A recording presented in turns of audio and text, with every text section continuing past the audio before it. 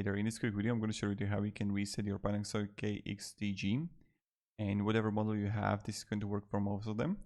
So what you want to do is that you want to have everything powered on, and you want to have this part here also. Then you want to hold buttons 1, 5, 9 and then the start here. So you want to press and hold buttons at the same time, the 1, the 5, the 9 and then also the star symbol, right?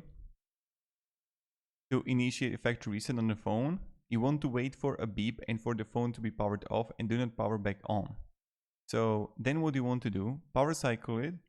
So you want to unplug it for like 10 to 20 seconds. And then you're going to turn it back on, take the batteries out of the phone and wait a few moments before plugging them back in. So this is something that you want to do. But primarily 1, 5, 9 and start and press and hold it together and you're going to perform a reset. So thank you very much for watching and have a great day and goodbye.